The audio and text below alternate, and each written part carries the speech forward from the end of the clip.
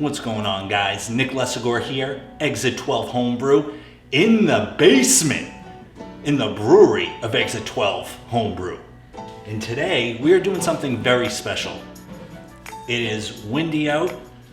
It's still like 55 degrees, which is reasonable for here in New England. It's rainy. I got the windows open because it's actually kind of cold here in the brewery. I have every expectation that this camera, because of the wind, is gonna fall. And if it does, it'll wind up on a blooper reel.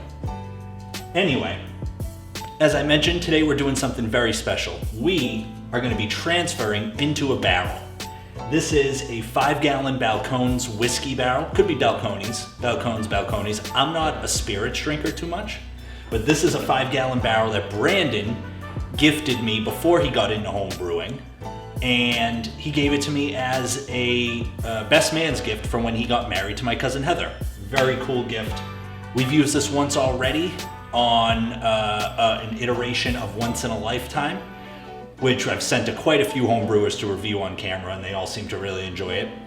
Once in a Lifetime, or the In a Lifetime series, it is a barrel-aged Imperial Stout.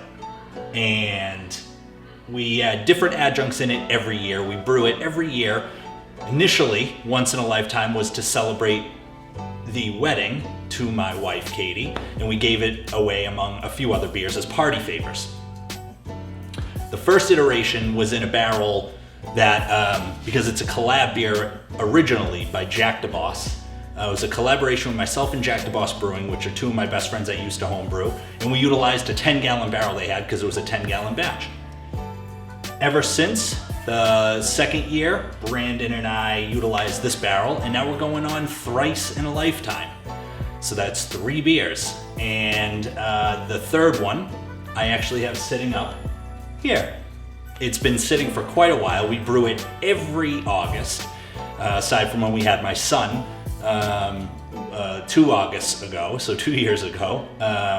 But basically, as I continue talking and boring you, what we are going to do is transfer this beer that's been sitting on Pete's Blend, Major Dickinson's Blend coffee beans for about 6 to 8 months. I'd have to look at the notes in my recipe. We're gonna transfer it in this barrel. It is March 26th, and we're gonna let this sit until mid to late August, and then we're gonna transfer it into a keg, and then we're good to go. We may add a little extra adjunct, because we do every year. Every year, the beer is the stout base that we use with the Pete's Major Dickinson's Blend coffee, and then we add a different adjunct every year.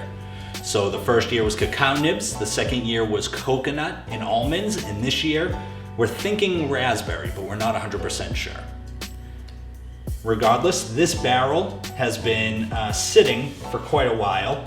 Yesterday I did some barrel maintenance, so let's take a closer look at the barrel. Okay, as we take a closer look at the barrel here, you can see, like zoom in, there are some areas where we had to apply barrel wax. Now what happens is, as a barrel sits, if you don't take care of it properly, which I probably didn't, what happens is it dries out. And so as you can see, these areas where it looks darker is where I applied barrel wax because there were leaks. The leaks were very, very minute.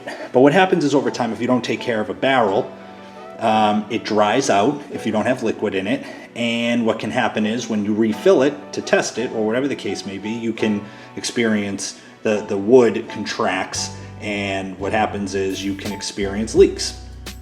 So I actually, some months back, I performed some nice barrel maintenance. You can find barrel maintenance kits online, although in a quick Google search before I recorded the video, I found it's a little bit difficult depending on what you search. But basically, barrel maintenance kits, they range in what they have, but basically you can get a cleaner, a neutralizer, and a stabilizer. And it's for the most part, it's a 3-phase process. There are some that don't have 3 phases, but the one that I got has a 3-phase process. And so what's been sitting in this barrel is essentially some level of food grade sanitizer, not PBW, or rather not Star San, but it's specific for oak barrels. So right now I have this filled with 5 gallons of that. It's a water and food grade sanitizer mixture.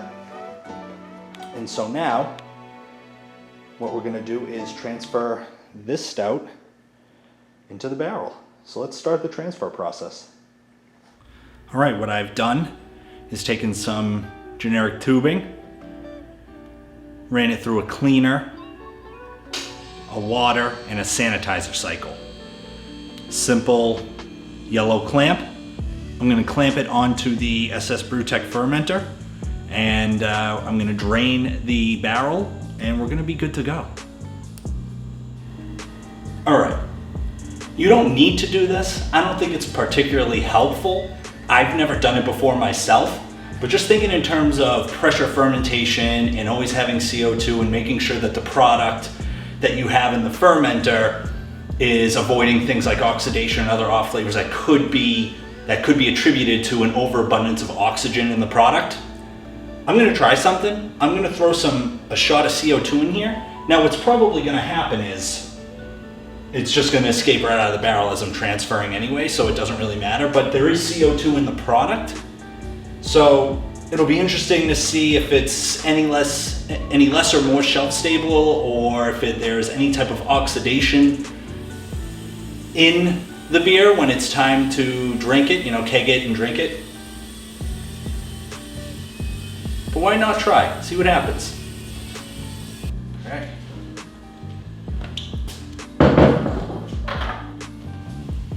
All right, let's try to transfer.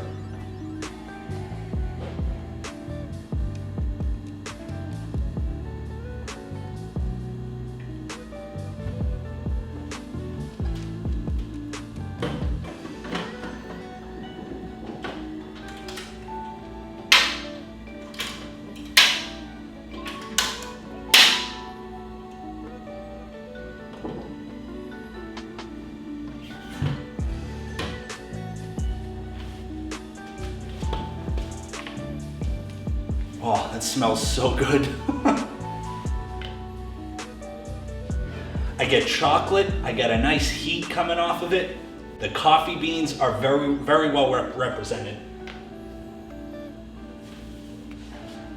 I'm gonna grab a hydrometer so we can take a sample.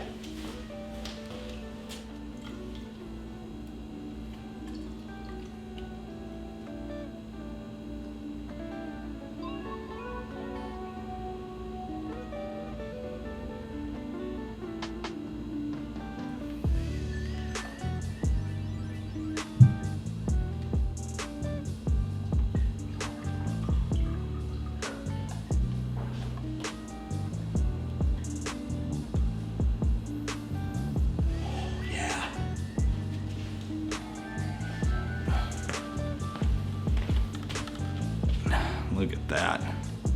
That is a black beauty. I can't wait to see how the finished product is when it's finished with the barrel aging. What I'm also going to be doing is monitoring the barrel to further ensure there's no leaking. Anywhere that I put wax, barrel wax, it was a very, very minor leak.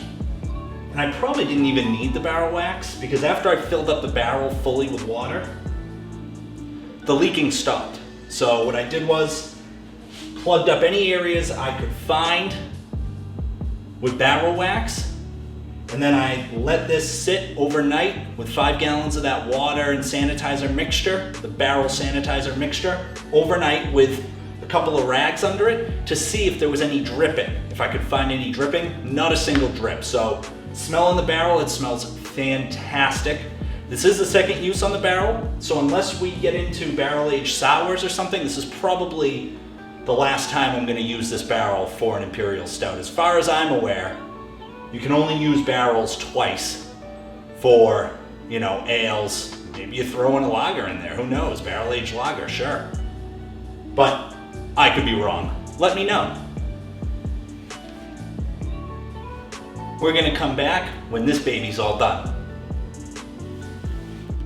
All right, as you can see, barrel is full, plugged. Again, for experimentation, I did hit it with a little dose of CO2 as I put the bung on. We'll see if it helps. I don't know. But there are no leaks. Barrel looking fantastic. And it is nice and primed and good to go with about 4 to 4.5 gallons sweet, sweet stout sitting inside it. I'd say we got pretty much as we could. Thankfully that dip tube works great for the SS BrewTech. Really surprised that the coffee beans stayed that color. The first year we did it, the coffee beans turned like white. It was weird. Took the color right off of them. Now it's time for us to clean this up. We're going to move this barrel. We will revisit this in mid to late August.